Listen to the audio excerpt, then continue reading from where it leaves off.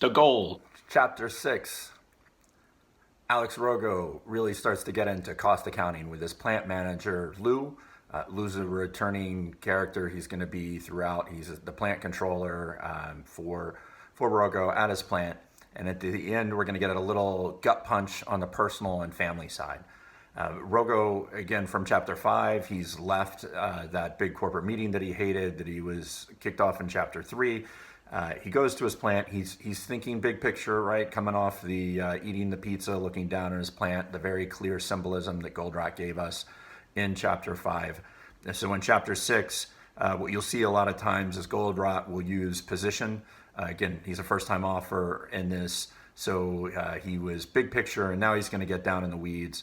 So you've got Goldratt in his plant, and he starts looking around, really trying to understand these big picture lessons that he's taken from his mentor, Jonah, who appeared in that flashback in chapter 4. So Rogo says to Lou on page 45, would you say, Lou, he doesn't say, would you say, Lou, would you say the goal of the company is to make money, right?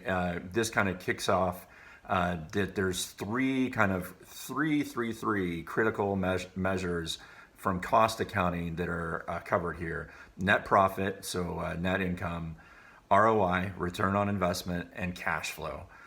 What Goldratt does throughout the book is he teaches by the spiral. So he'll start with a topic, and then he'll go to a different topic, and then he'll each loop around the spiral.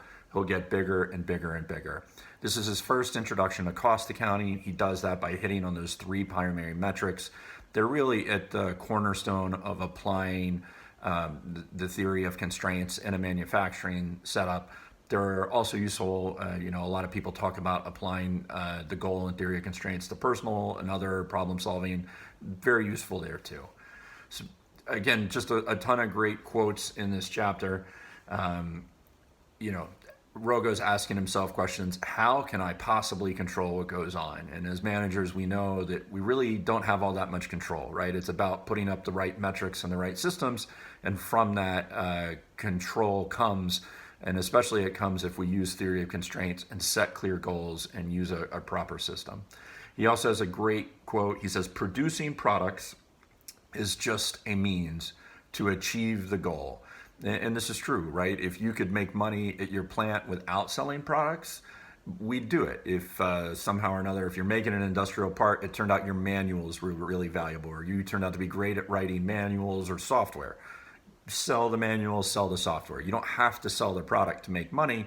The products are really part of achieving your goal, and that goal is oriented around those three financial metrics. The third quote that I love from this chapter that Alex Rogo says to himself is, he says, the first thing I'm trying to do is get a clear picture of what we have to do to stay in business. So he's looking for clear metrics. He's looking to really understand what's happening in his plant. And when he hits on this in the metrics, to me, again, it feels a lot like the terminology that Eric Ries in the Lean Startup uses the term vanity metrics quite a bit. And so much of what you can do as you're trying to measure performance is create metrics that don't really mean anything. So all of what Goldratt is doing in this chapter, again, he's using the Socratic method. He's having Rogo, again, Latin for to ask, go ask his controller, hey, what are the metrics we should be using? I've had these epiphanies through these flashbacks.